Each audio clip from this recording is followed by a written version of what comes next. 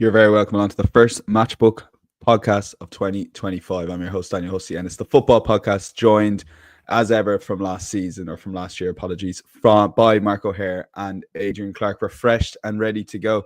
Mark, not all leagues do winter breaks, but I feel it's important on the Matchbook football podcast that we always do at least 1 week of the winter break throughout the season. Are you refreshed and ready to go heading into January before another week break for the FA Cup? But you get what I'm trying to say. Yeah, refreshed maybe. I'm using next week as the opportunity to have a bit of a rest with the FA Cup. I don't normally bet the FA Cup, so I'll be trying to have that off as best as I can. But yeah, it was all right. Had some lovely family time and worked most days, but was managing to sort of get the afternoons off to sort of do some stuff with family and friends, which was quite nice. But yeah, back to business now. Yeah, Adrian, for you, I guess it's tough to get a day or two off with the busy football calendar, particularly with Arsenal playing a lot. But did you get a bit of downtime? Not a lot, no. Christmas Eve, Christmas Day, and Boxing Day, actually. So that's not bad, is it? 3 days in a row. I'm not expecting to have 3 days in a row off for a while. So, no, it's all good. It's all good. Loads of football at Christmas. It's what it's all about. Absolutely. And look, we're building a great community throughout YouTube. I know a lot of podcast listeners and on social as well. We appreciate the comments on the feedback. We read every single one of them. Do get in touch with us, and do, if you are watching, take 2 seconds to subscribe completely for free wherever you're watching or listening. It does help our content get out to a wider audience and make a massive difference. Same with the like button. And of course, check out Matchbook Insights, insights.matchbook.com for a full recap of all the guys' picks. We will be predominantly using exchange prices here. That is the best price in the odds checker grid, the nature of a betting exchange. But you can, of course, do bet builders, which the guys will touch on here as well. And we will have our money back podcast bet builder on the first game, which is Liverpool Manchester United. Pretty decent fixture. So let's start. I mean, the games we're covering: Liverpool United, Spurs versus Newcastle, Brighton Arsenal, and Wolves versus Nottingham Forest on Monday Night Football. Let's start at Anfield.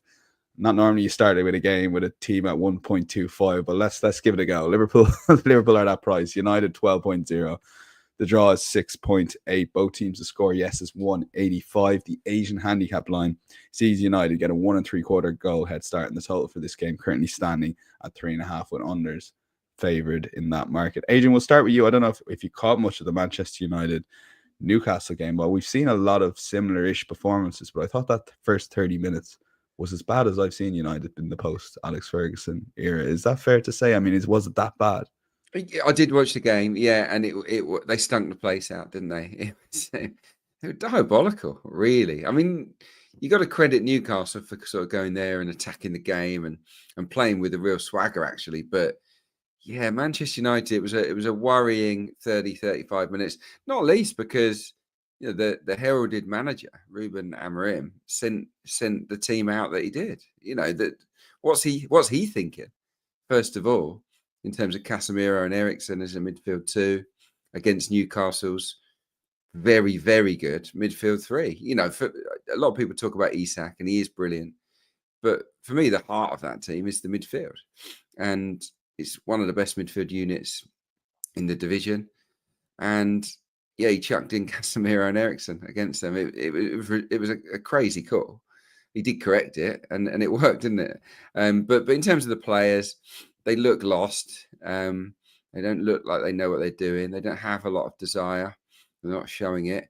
And look, it just feels like lambs to the slaughter here, doesn't it? I mean, we said it before. Didn't we say it this time last year? And then what was the game where did they grind out a 0-0 or a 1-0? It was, yeah. You said it, Adrian. You said it was. We and the social team clipped it out beautifully for you. And of course, the one time they didn't get it done, so we brought 1 or 2 comments with us on that one. So that was Matchbook social team fault, myself included. Yeah, exactly. I remember it, and I just remember thinking that ahead of that last meeting, Liverpool are going to annihilate them, and it's hard to think anything different here, isn't it? Really. I mean, Liverpool have a great record against Manchester United recently, lost just one of their last 13 Premier League games against them. Salah has scored 12 goals against Manchester United. No player in Premier League history has scored more goals against United than Mo Salah, who scored in 10 of his last 11 games. I've written a piece for the Premier League. I think it's up now on Salah's season, and it's just remarkable. He just suits Slot's tactics so much that I think the presence of a number 10 there has really helped him. And so yeah, on my selection here, I'm gonna bring in a scorer, and it's gonna be no surprise that scorer is Mo Salah. because you can't back Liverpool at 1.25, but there are ways around it, aren't there? And if you back Liverpool to win and Mo Salah to score, it comes out at a more palatable 1.88. Now, he's, like I say, he scored 10 in 10 of his last 11 Premier League games. He's having this season of his life. He looks like he's going to deliver every single time he steps foot on the pitch. And in terms of the match, look, Man United have scored 1 goal in their last 8 visits to Anfield. They failed to score in any of their last 5 as well. United are atrocious. Liverpool are outstanding. There can't be anyone on the planet that doesn't think Liverpool are going to win this game based on the form book. So chuck that in with Salah to score, and 1.88 feels okay. Okay. Let's lock that in. Liverpool to win and Salah to score 188. That is a bet you can do on the Bet Builder. Mark, I mean, if Manchester United won a 10 play, we can just go back to that Manchester City performance, can we? Or was the result, those 2 late goals, maybe marred what City probably just about did enough in the game, and this Liverpool team right now are just a far superior team to that City side? Yeah, they are. I don't think either team did enough to win that Manchester derby. It was god awful for 85 minutes or so, wasn't it, really, until Ahmad took the game into his own, really. But yeah, the price is staggeringly short, but justifiably short as well, really. Their shortest price ever at home to Manchester United, Liverpool, that is, and it's difficult to dispute it. What is it now? 23 wins from 27 across all comps for slots, which is absolutely outrageous. 6 clear at the Summit with a game in hand. Made a mockery of West Ham on Boxing Day too. So yeah, I mean, it's difficult to sort of bet against that price, considering the state of the opposition. Adrian's sort of done it wonderfully well so far. I still believe Ruben Amorim is the correct and the best long-term appointment for Man United, but it looks like there's going to be a lot more pain before things get better. And look, I did expect more from him and United in the first few weeks. Arguably, they've gotten worse, which is saying something, to be honest. But whether that sort of midfield call was a call for help from above ahead of the January transfer market or not, I'm not sure. But kind of highlighting the sort of lack of tools he has at his disposal in the way in which he wants to play, it's just not been very pretty at all. Bruno Fernandes is back at least to give them a couple more options or another option in the forward areas at least. But yeah, the stats are stacking up now against them. 5 league defeats in the same month for the first time since 1962. 3 league games in a row without scoring since May 2015. First time that's happened. 3 consecutive home league defeats for the first time since 79. Their away record, 2 wins in 9, 3 and 13 across all comps. And now, obviously, the simple task of going to Anfield. And look, if you think Liverpool at 129 is too short, they were 129 against Fulham here, 136 against Brighton here, 125 against Bournemouth here. So, you know, all those 3 sides are better than what Manchester United are right now as well. So, you know, bar that derby factor, there's not a huge amount to sort of really back United with here. With any sort of confidence. So, you know, if you just look at the numbers, the market is giving Liverpool a 78% chance of winning this fixture in 90 minutes. So I'm surprised that we can get 2.3 on Liverpool to win and both teams to score no. And I expect that price to get bigger on the exchange closer to kickoff because it is bigger elsewhere. So you could get close to 2.4 on that particular bet. But right now, the market's saying Liverpool win this game 78% of the time. But it's saying they win it with a clean sheet just 43% of the time, and that's a significant difference. Just too big a difference for me, really. So I'm willing to back Liverpool to win this game and beat it yes, no at 2.3. United have failed to score in 5 of the last 8 against Liverpool, home or away. And as Adrian says, they've failed to score now in 8 of the last 9 trips to Anfield as well. Liverpool have won without conceding a goal in 7 of 12 home League and Champions League games, including against the likes of Real Madrid, Bayer Leverkusen, Man City and Aston Villa. So, of course, they can do it against the United side, who I think have looked pretty toothless, pretty directionless against Newcastle and the Wolves in the last 2 Premier League games. I thought the Man City match was going nowhere for the most part as well. Away at Arsenal, they never really looked like threatening consistently at all in the final third. So this just stands out to me as a clear value selection here on the home side. So you can back them at 129 to win the game, but include a clean sheet and it jumps to 2.3, which is a huge increase in price. Yeah, I'm always surprised by these jumps. I guess it's the higher goal lines, isn't it, Mark? Just over the last couple of seasons, and their chances that a team will score a goal. And Adrian, both yourself and Adrian have taken advantage of those big prices before over the last maybe season and a half. So let's lock in Liverpool, both teams to score no in our £10 podcast bet builder money back special. And if we put in Salah to score, that's 3.6. So if you combine those three on the matchbook bet builder, you will get a free bet up to £10 if that bet loses. So that's money back as a free bet up to £10. If you back the podcast treble, this will be up on Insights after. But it's Liverpool to win, both teams to score no, and Mo Salah to score 3.6. I mean, because of the both teams to score no, it just seems a very big price. And maybe keep an eye on the matchbook betting exchange in particular on that Liverpool and both teams to score no price, which is currently set at 2.3. Now let's go back to 12:30. A completely different game, isn't it? I mean, the same league, completely different game. Tottenham Hotspur at home to Newcastle, and underdogs at home to Newcastle 3.0. I don't think this would have been the case at the start of the season. Newcastle 2.34 favourites. The draw is 4.1. Both teams to score another short price 138. With both teams score no at 3.55, which is outrageous. The Asian handicap line sees Spurs get a quarter goal head start at 193, and the total for this game is 3.5, and over slightly favoured at 193. Mark, I'd say it's an outrageous price, but it's say for example both teams to score now 3.55, but you can't really make a case for that selection here, can you? No, I mean, on first class, I thought Tottenham were very big here. 2-1, 3.0, outsiders at home, just looked a touch too big. They were evens for this fixture in December last year.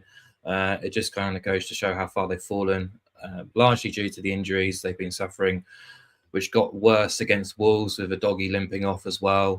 They'll get Jed Spence back from a ban, but Bentancur is now suspended as well, I think. Ben Davies, Mickey van der Ven, Christian Romero, I don't think any of them are fit enough to return. Postecoglou said that Dragusin wasn't fully fit. Had to play against Wolves because he's the only available centre-half. So it's a shame because there's a lot of excitement about Spurs when they go forward, but defensively they've always been fragile. But right now they're a shambles, and I think the lack of concentration to concede that first goal against Wolves kind of summing them up, really. The lack of game management towards the end of that match as well was pretty bemusing. And, they've been chucking games away far too easily recently. And, they really probably should have won that match on the balance of play, the chances they created, the pressure they exerted. But they're just vulnerable. And I think Newcastle can seize on that vulnerability. But in the current guys, I looked at the last 12 Premier League matches. Spurs are down in 10th on expected points. They're in their lowest league position. I don't think they've been lower than 7th at the turn of the year since 2009. And they don't really warrant any more based on the metrics. So I'm going to oppose them again here. They failed to win the last 5 successive home league games for the first time since 2008. And they're running into a Newcastle side who are finding their own form, 4 league wins on the spin. Obviously, sort of dismembering Ipswich and Leicester was impressive, but you have to sort of take into account the opposition. But to back up with pretty cushy wins against Villa and then going away to Old Trafford and doing a job on United, albeit with the red card in their favour against Villa and United being a shambles, they're clearly in a good groove, and they've sneaked up to the 5th, which kind of took me by surprise. But look at the underlying metrics. I've got them 4th on expected points now across the whole season, which kind of highlights their threat. And Adrian talked about them in the last match, but that midfield is as good as any right now in the Premier League. They can do everything. They can play, they can destroy, they can bully, they've got legs. They're pretty uncompromising. And then you've got the threats from out wide. Isak as well, one of the form strikers right now. 4 clean sheets on the spin too, although Fabian Schär is now suspended. So they'll need a wee reshuffle at centre-back. But I think Newcastle double chance has to be the foundation of a bet here. I'm going to package it alongside both teams to score because, well, they're playing Spurs and that just tends to happen. And, they're not far off a full complement in forward areas, Tottenham, and their goal numbers at home under Postecoglou are just remarkable, really. 29 home league games, 24 of those have seen both teams score. That's 84%. The same hit rate has landed for over 2.5 goals backers, and 48% of those have got over 3.5 goals. As for Newcastle on the road in that same sort of sample since the start of last season, they scored in 23 of 29, kept just 5 clean sheets. 66% have seen both teams score. That comes in, I think, around about 1.78. Newcastle double chance and both teams to score. But we can bolster it to 2.05 just by including Isak to have a shot on target, which has landed in 10 of his last 11 Premier League starts. He scored in 9 of his last 10 league starts. So, he's obviously a man in form and he will get opportunities here against the Spurs defence. Okay, yeah, no doubt he'll definitely be the biggest threat for Newcastle. That's Newcastle double chance, both teams to score yes, and Isak shot on target on the match without builder above even money 205 mark. Looking at value there.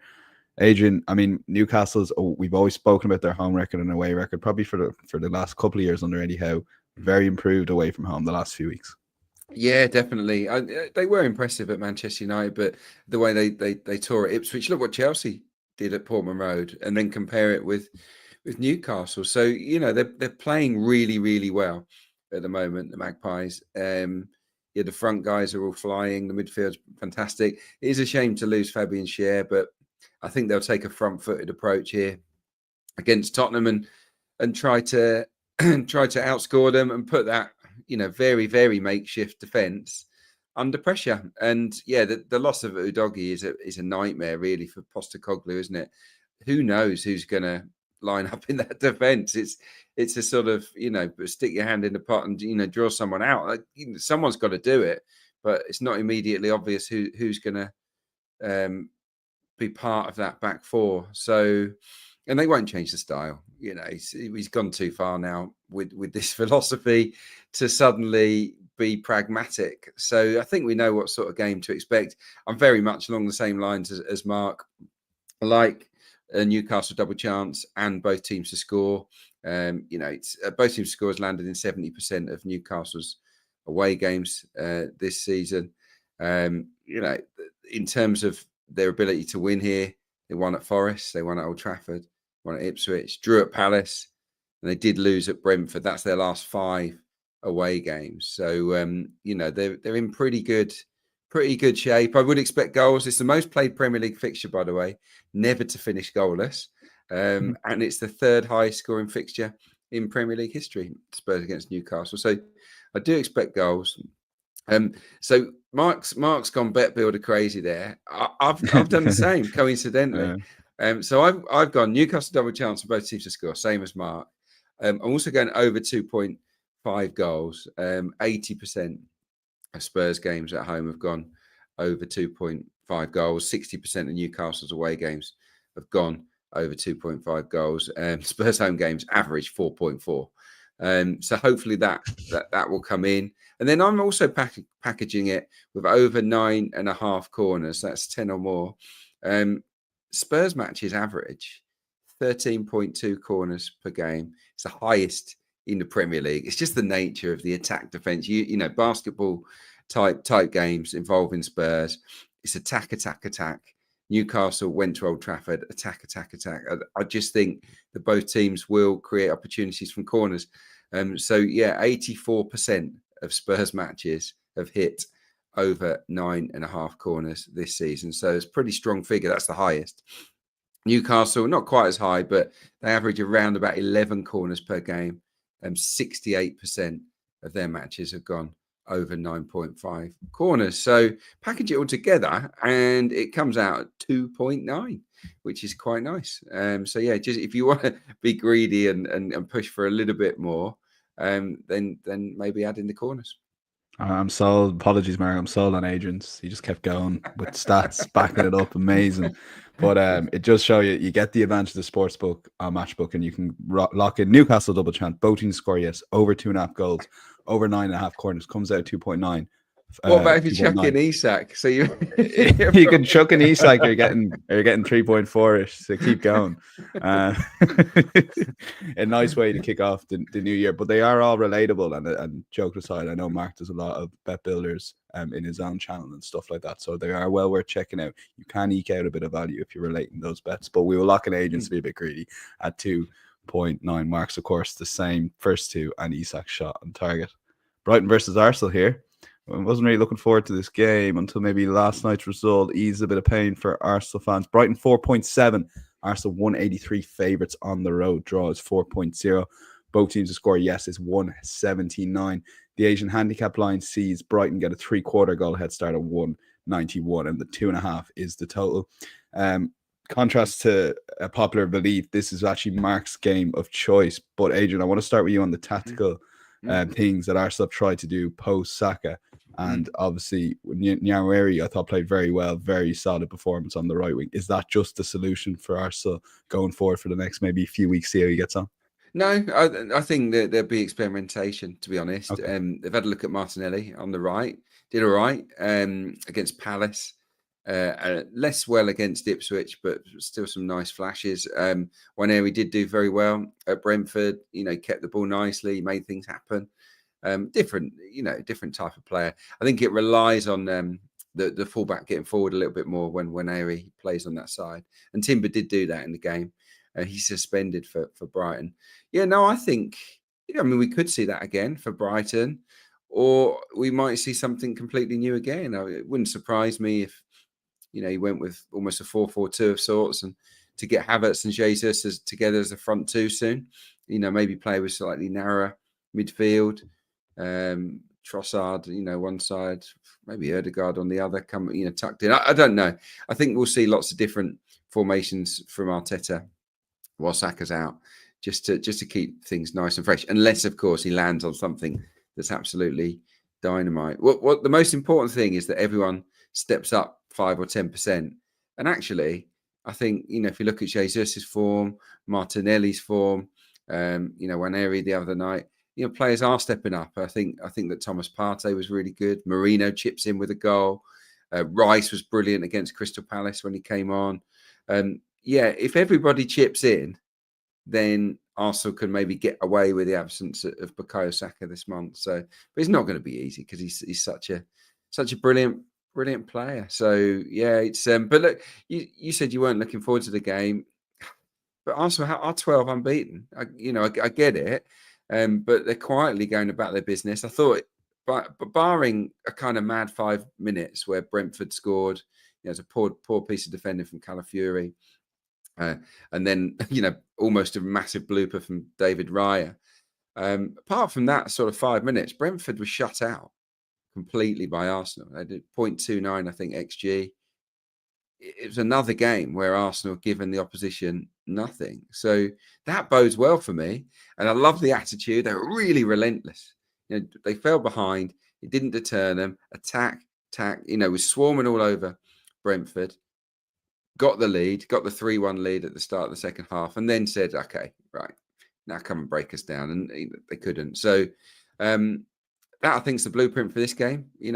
Suffocate Brighton, play in their half, create chances, score goals, and then maybe look to, sit back and soak it all up, because we know that Arsenal can do that. Reshuffles needed with Timber suspended. I suspect Partey will go to right back. Hurtzela's Brighton are sort of on a bit of a weird patch, aren't they? Sort of winless in I think they're winless in 7 now, haven't they? They've drawn their last 3. So it's not quite happening for them at the moment. They haven't scored very many goals at the Amex this season, or actually over the calendar year. Just 21 goals were scored by Brighton at home in 2024. It was a drop-off of 25. They'd scored 46 the previous year. So that is a worry, I think, for Brighton. There's no major concerns. They're not going down. They're looking upwards, aren't they? They want a challenge for Europe, which is still a possibility. But they need to score more goals at home. And that has been a little bit of a problem. Haven't kept very many clean sheets either on their own patch. I fancy Arsenal, I've got to say. I think every game's a must-win, really, for Arsenal at the moment. They've got to keep hammering away at Liverpool, as Mikel Arteta was quoted this week, and he was bang on. He's got to keep going. And I think they'll get the job done here. They won 3-0 last year at the Amex, 4-2 the year before. And I think they can go down there and kind of replicate the Brentford performance and win the game. 16 of 19 Brighton games this season have gone over 1.5 goals. 15 of 19 Arsenal games have gone over 1.5 goals. So if we avoid the 1-0 where Arsenal win, and let's face it, Arsenal are now, I think, 8 away games without a clean sheet, which isn't great. So if we go with, Arsenal and over 1.5 goals, so that, we want them to score twice, at least for this bet to land. They're more than capable of doing that. then it comes out at a backable price for me. Arsenal and over 1.5 goals is 2.16. And yeah, at the moment they're just not winning 1-0 away from home.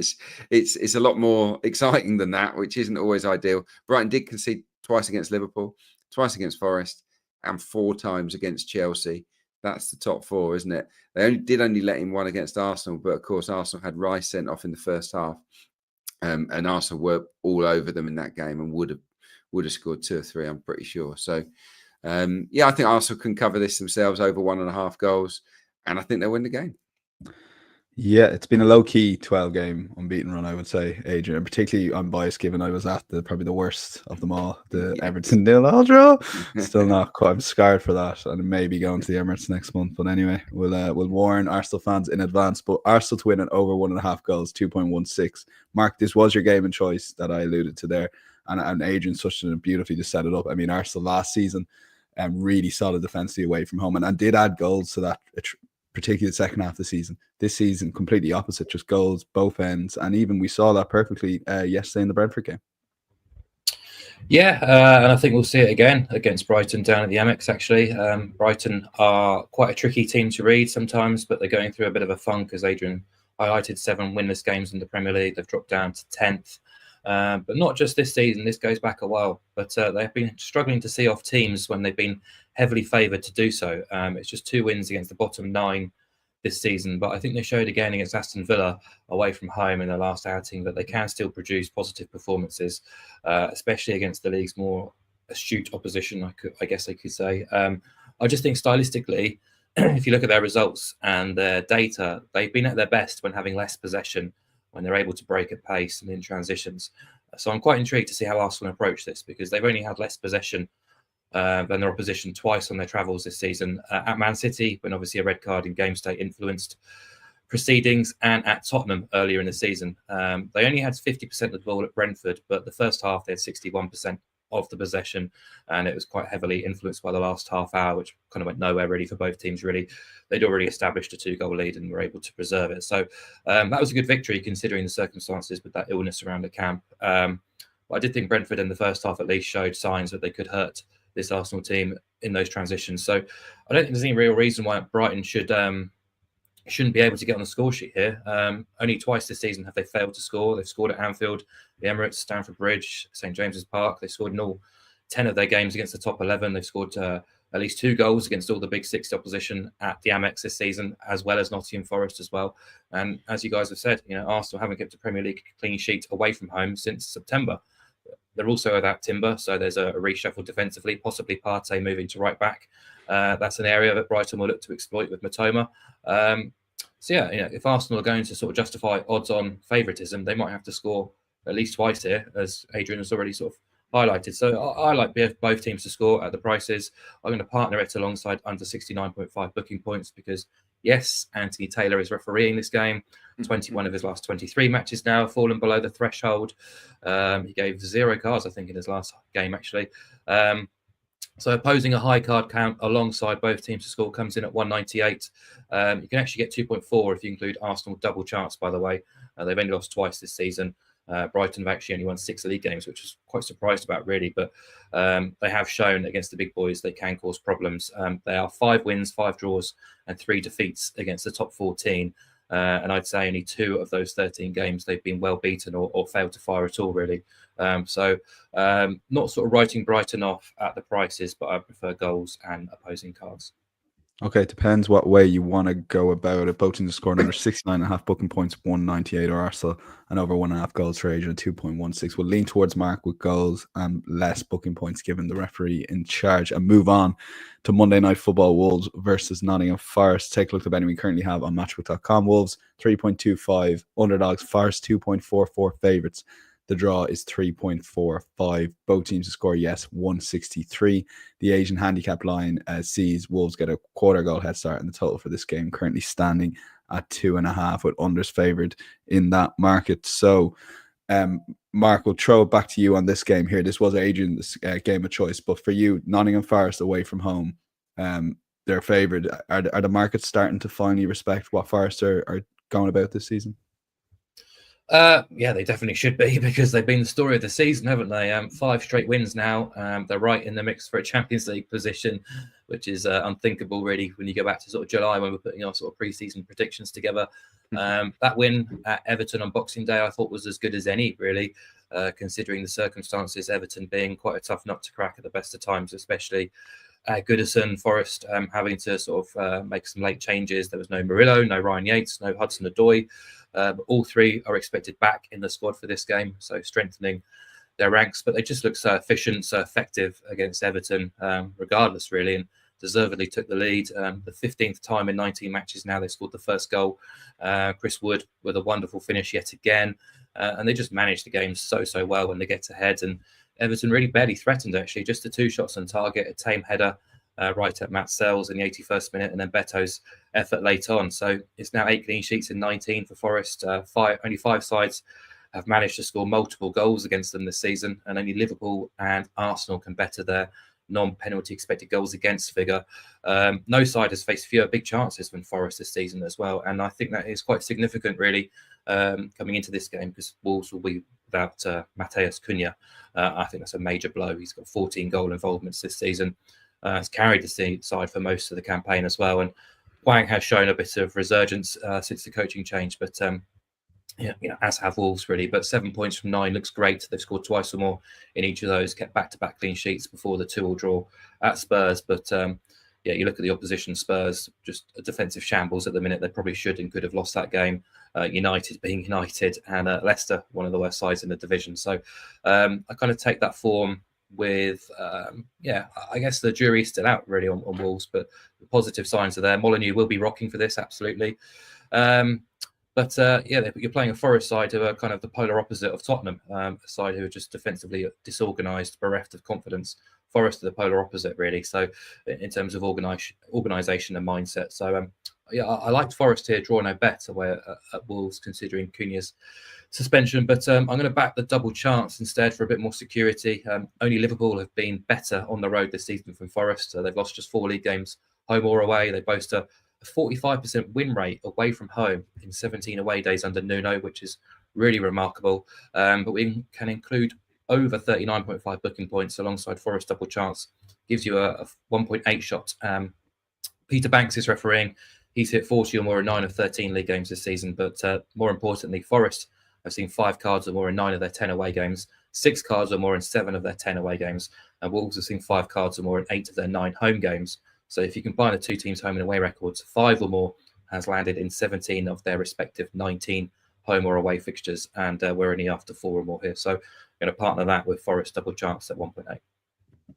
Okay, we'll lock that in. Forest double chance and over 39.5 booking points. Adrian, for you, I mean, impressed with Wolves under new manager? I mean, they've managed to dig out 2 wins and a draw. Yeah, absolutely. Yeah. Vitor Pereira has sort of made his mark. I mean, stunning win at the King Power. Beating Manchester United at home is almost a gimme, isn't it, these days? But and then look, decent enough 2-2 draw, showed a bit of spirit, didn't they, to sort of come good late on in that game. Like the shapes working, the 3-4-2-1. It will be a blow to have Cunha missing for the game, no doubt about that. But they've got a bit of momentum, and there's a bit of smiles on faces again. And look, if he does win this game, Pereira will have earned more points and won more matches than O'Neill managed in his last 19 games in charge, which would be just amazing, really. But it's a big ask for them to beat Forest. Mark's outlined the form; it's outstanding. There are definite Leicester City vibes about Forest. Unfortunately, their dream campaign is happening in a season where Liverpool are absolutely flying, so it's unlikely to lead to a title. But they are riding the wave. There's no doubt about that. Of course, Nuno's a big game for him. Going back to Molineux, you wonder, how he'll handle that. Wolves do have a very good record against Forest. If you're into historical factors, they've lost just one of their last 12 games against Nottingham Forest, and they're unbeaten in all 5 matches against Nottingham Forest in the Premier League. So historically, this is almost a bit of a bogey game for Forest. But as we've outlined, this is a very different Forest to what we've known before. Really, they've won 5 on the trot. It would be incredibly special if they made it 6. The last time they had 6 in a row was under Brian Clough in the late 70s when they were European champions. So, you're going back a long, long way here. I just don't know whether they can get 6 in a row. I mean, they are near perfect, by the way, against bottom half teams, Forest. 1-9, drawn 1, lost none. But something about Wolves at the moment, that new manager bounce is happening. And something just tells me that Forest can't keep winning. It's also, a little bit of a derby. So I'm going to go with the draw here.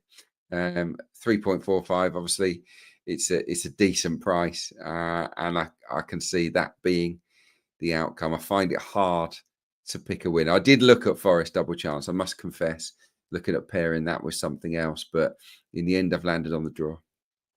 Okay, now that can we back the draw here.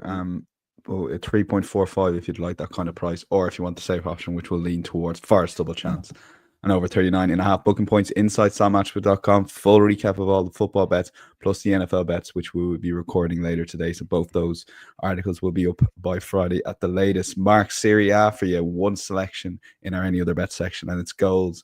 And I'm looking at both these teams' defenses. I can see why you're leaning towards over 2.5 goals. Yeah, it's quite numbers based as well. So Serie A this season is averaging 274 goals per game. 53% of matches have seen over 2.5.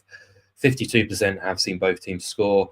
The team leading the way for over 2.5 goals takes on one of the leading nights for both teams to score winners on Saturday night. And the market just doesn't fancy goals for some reason between Verona and Udinese. So, results-wise, Verona are impossible to second-guess. A red card did help, but they managed a 3-2 win at Bologna just before New Year's Eve. They'd lost 12 of their previous 17, but managed to win away at Bologna.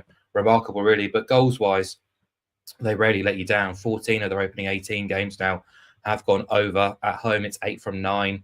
They've managed only 2 clean sheets, home or away all season. They've got the worst defence in the division by a distance, and that should really encourage an Udinese side who've moved into the top half. They've also been quite good fun to follow, actually. They've only kept 3 clean sheets this season, all of which have come in Udine. 6 of their 9 away have gone over. 7 of those 9 have seen BTTS pay, and they've only failed to score away at Roma and Milan. So they'll fancy their chances here. Each of the last 4 actually have seen over and BTTS bank. So I just think it's quite surprising to see over 2.5 goals at 224 here. The market is only in for about 2.45 goals, even though the league average is 274. Verona's games are averaging 367 and Udinese's games 283, which rises to 3 when playing away from home. So even if you dig into the underlying metrics, there is a discrepancy between what the market expects and what has happened so far this season involving these two sides.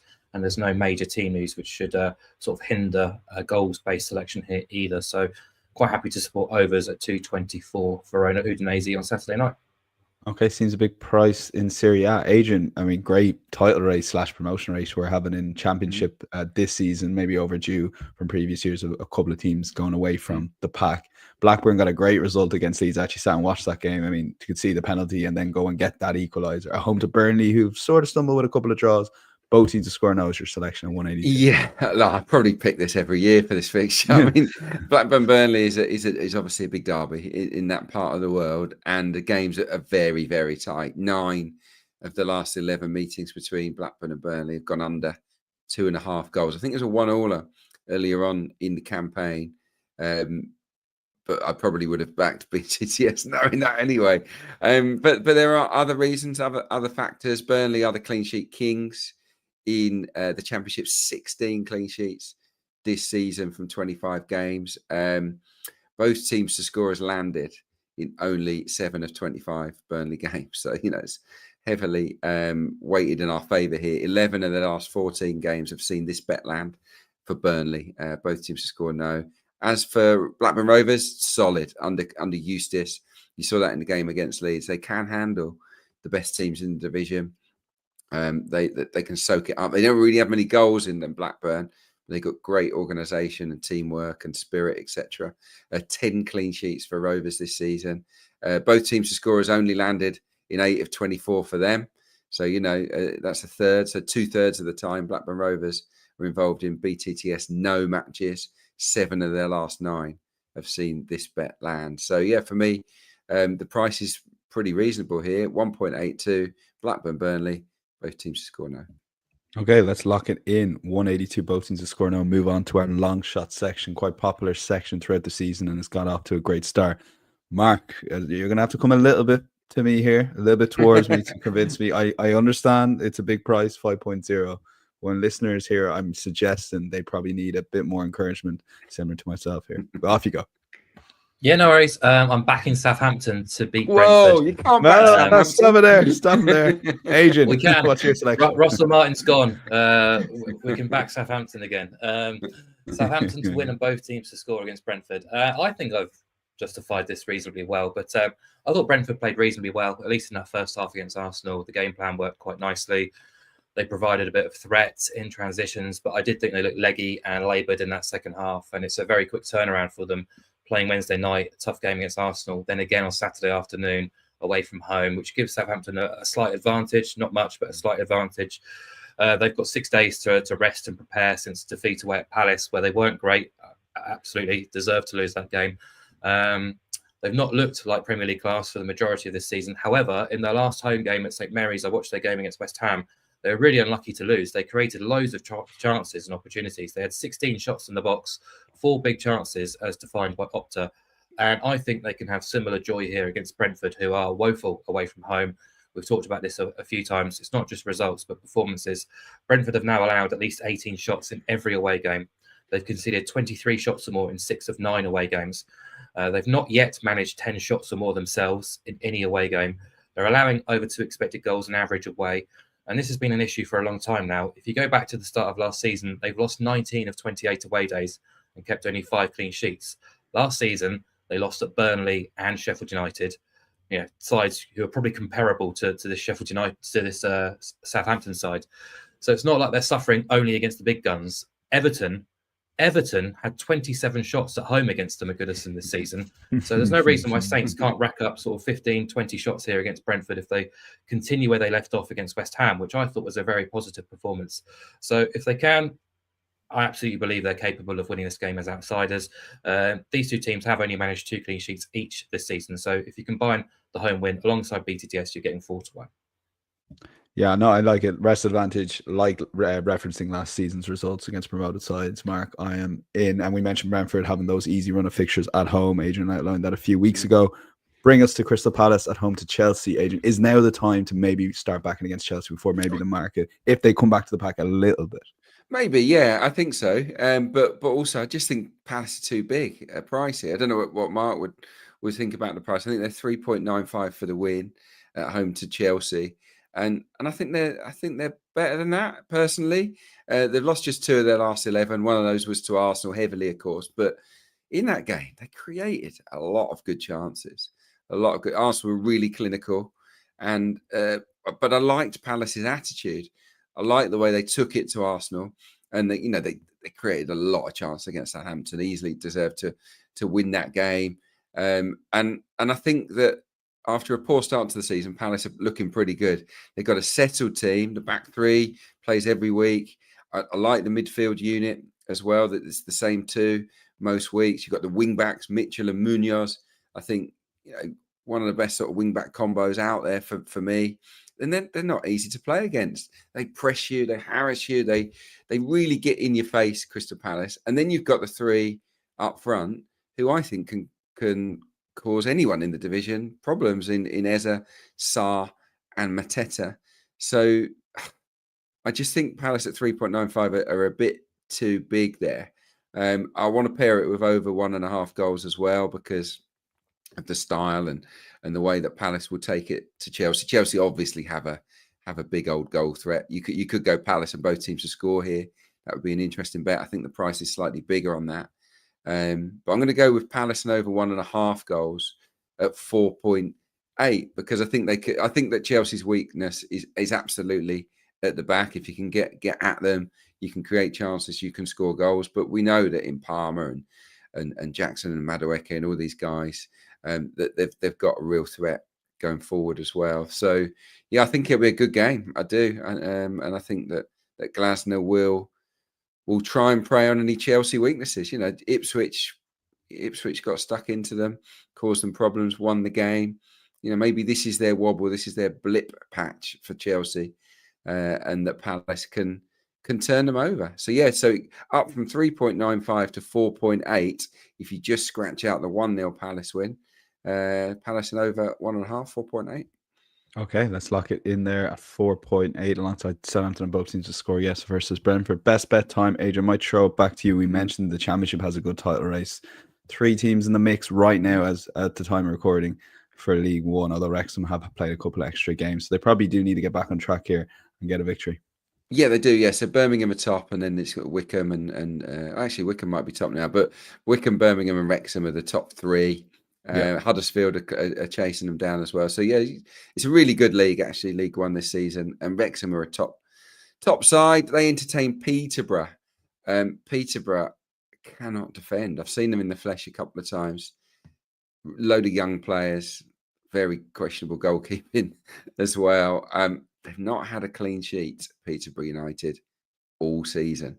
And this is Peterborough United at League One level, expect to go up, or they expect to at least be in the playoffs. It's been nothing short of a disaster from a defensive standpoint this year for Darren Ferguson's side. No clean sheet is shocking. They've lost 6 of their last 8 games, and Peterborough have lost all 7 matches against the current top 7. And in those matches, they've conceded at least twice in all of them. Peterborough United are having a bit of a stinker. They've lost, 6 of their 10 away games as well. I do not fancy them going to Wrexham at all. Wrexham, the best home team in the division, won 11, drawn 2, lost none. 35 points for a possible 39. They did lose at Barnsley yesterday, which means that, I think they'll be a bit more pumped up, a bit more focused maybe for this. They need to bounce back. So Wrexham to win is a no-brainer for me, but that's too short. What can we do? Well, we compare it with over 1.5 goals. 21 of 23 Peterborough matches have gone over 1.5 goals. As I said, they can't defend. They can score goals.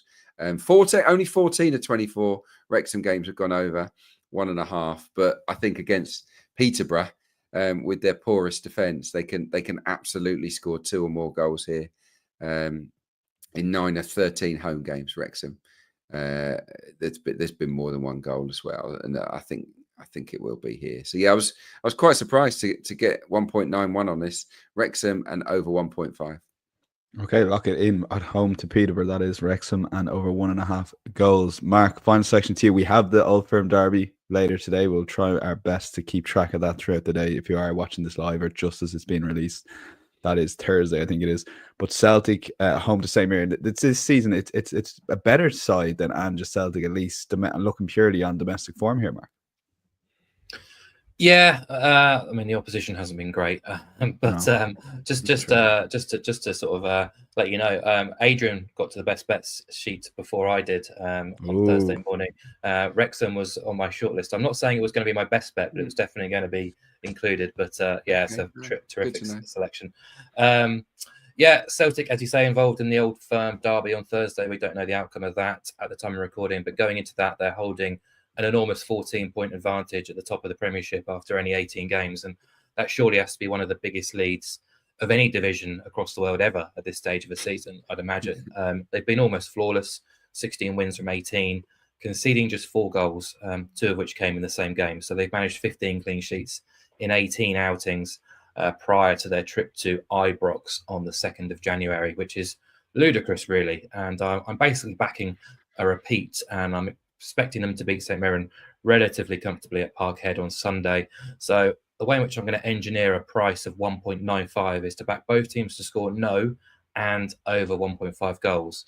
So you're effectively backing Celtic to win 2-0, 3-0, 4-0, 5-0, etc. Or St Mirren, even if they went to Parkhead and win 2-0 or 3-0, who knows? But it's a bet that's won in 8 of 9 Celtic home league games this season and 13 of their 18 overall. It won comfortably in the reverse against the Buddies. They won the game 3-0. Celtic have scored twice or more in 10 of the last 11 head-to-head against Saints, 7 of which saw both teams to score no bank. And that scoring rate increases dramatically when looking purely at their Parkhead form against St Mirren. St Mirren have shipped at least 2 goals in 7 of 9 away this season. They're averaging only 1.08 non-penalty expected goals on their travels, and Celtic have allowed just 15 big chances in 18 league games and just 0.66 expected goals per game when playing at home. Their opposition are averaging just 4.4 shots in the box at Parkhead as well. So on almost evens, 1.95 for Celtic, basically to win, and over 1.5 goals and to concede no goals. I've overcomplicated that. The bet is over 1.5 goals and both teams have scored no, but it's landed in 8 of 9 Celtic home games. That's the point. So yeah, Celtic should win that game relatively comfortably. Okay, let's lock it in, and we're looking forward to that Old Firm game later. Insights.matchwith.com, full recap of the guys' picks. We'll be taking a break for the FA Cup as we always do each year, but we'll be refreshed and recharged for Champions League, Premier League, everything coming your way mid-January. But do check out and make sure you do enjoy the football throughout the weekend, and we will chat to you in a couple of weeks on the Match with Football podcast. Bye-bye.